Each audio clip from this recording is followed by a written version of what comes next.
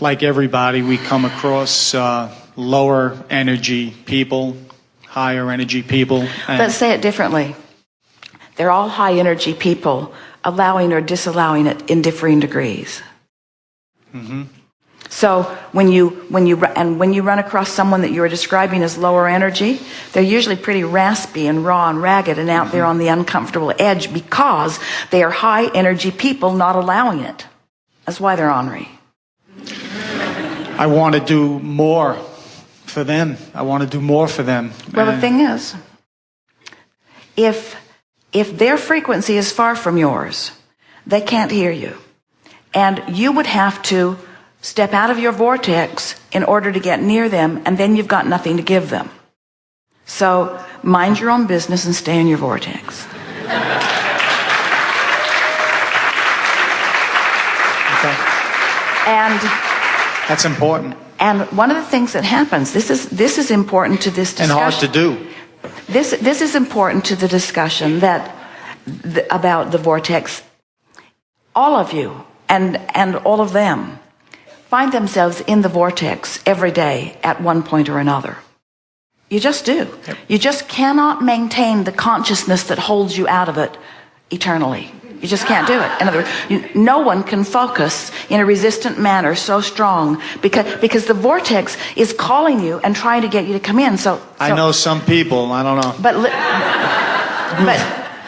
rather than arguing for their limitations, let us show you what we mean. We have not talked about this in this way, but so you understand law of attraction to some extent. And when we tell you that as you mix it up and send rockets to your vortex, that the larger part of you is becoming constantly this new version of you, and the energy of that vortex is a very powerful thing. So now focus on one of those people that you were talking about, that you were describing as low energy, because they're out of the vortex and they don't feel good and they feel victimized and life isn't going well for them. But because of what they're living, they're asking in a stronger way. So often their vortex is more focused and spinning faster and stronger than almost anybody that you would know, because they're asking in a stronger way. So this is the thing that we want you to focus, to imagine, to picture, to hold in your focus. So here's this vortex, and remember what it represents. It's the source energy version of them. Now that's powerful. Now see this powerful law of attraction that we talked about earlier, which is the law that manages all of these frequencies, and acknowledge that law of attraction is responding to this powerfully focused energy that they have been a significant part in creating. So as it stands right now, the whole of who they are with law of attraction feel the pull of that. So it's huge. So here they are, focused on. So here they are, meditating. Now it's not likely they would, but just for sake of example, meditating. Vortex takes them right in. Because in the meditation, they stop thought. In the stopping of thought, they stop resistant thought. In the absence of resistant thought, in they go. The resistant thought is the only thing that keeps them out. Now, we know you must be thinking, well, if this pull is so strong, then why could one measly little human mind be strong enough to offset it? Because you are here as creators, and when you focus in your now, it is powerful. The thought that you are thinking is a powerful thought. It is not as powerful as the pull of the vortex, and when you croak, the vortex will take you right in. So here they are, resistant. The vortex is spinning, resistant. The vortex is spinning, resistant. The vortex is spinning. They go to sleep. The vortex takes them in. They wake up, they're ornery. The vortex is spinning, they're ornery. They wake up, they're ornery. They see a kitten. The vortex takes them in. They focus back on what they're worried about. They eat a hamburger and it's good. The vortex takes them in.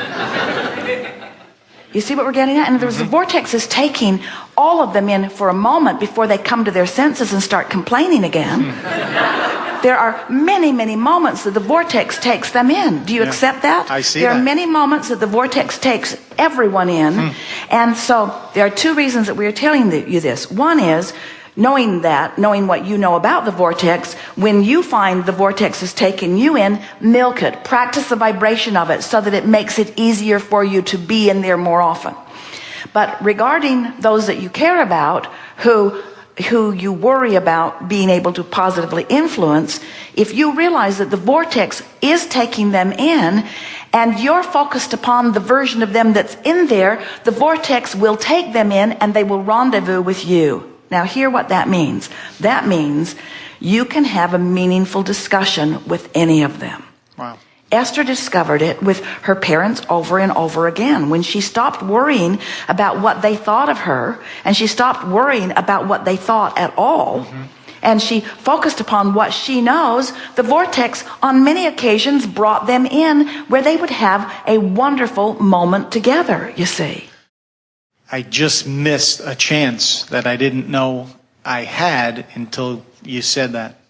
Because I'm seeing this person always negative, and I just had a conversation the other day where I got off the phone and said, man, he sounded good, but I wanted to get off the phone anticipating his negativeness.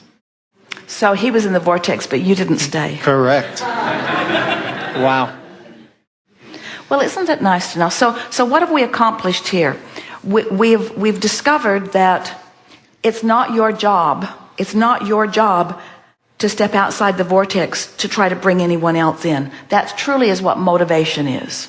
You're out there, they're out there, and you're trying to kick each other in. Kick them in. That's motivation. Inspiration is staying in there. But the thing that we really want you to hear is there's enough inspiration going on in this vortex that you don't need to muster anything. The vortex is inspiration. The vortex is reaching for them all the time, you see. So the best that any of us can do is be in the vortex and be ready for the rendezvous when they come. That's the power of effective teaching. Just be ready for them, which means, and here's another thing. So as you are noticing someone struggling and you're feeling empathy for their struggle, you're not in the vortex and you're not becoming a match to the vortex version that they've already put there. But if you are knowing what they don't want and imagining what they do want and willing to spend a little time positively anticipating on behalf of someone else, now you're all queued up and you act like, the analogy isn't perfect, but it sort of gets the point across. So they've got a vortex that is calling for them all the time, 24/7. The vortex is calling them all the time. But they are so rigid in their resistant thoughts that they're not going very often. And when they do, they don't know what it means. They think it's a fluke. They think maybe they're lucky. Right. They explain it in a lot of ways. They don't know what it means. Here you come along, you know what it means. You go to the vortex on purpose. You think about them on purpose. So now you establish a relationship with them that would be likened to a satellite dish beaming the signal down closer where they can feel it. In other words, when you focus on the well-being of another, even though their vortex has been calling them and they haven't been able to hear it, something about you being in the vortex, focused upon them, makes it more probable that they will hear it.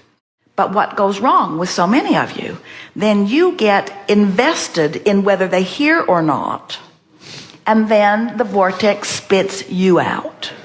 And then you resent them for being low energy. See how it goes.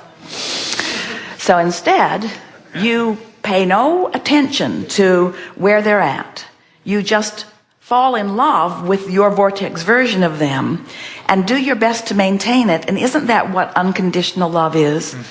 In other words, maintaining in the vortex version of them, regardless of what's going on out there in their conditions. Right. It's powerful to watch what happens. And that's why when you say, the people around me, you're naming all of the people who are thriving around you. Well, it just, a cycle just begins. The more you thrive, the more those around you thrive. The more you celebrate your thriving, the more you thrive.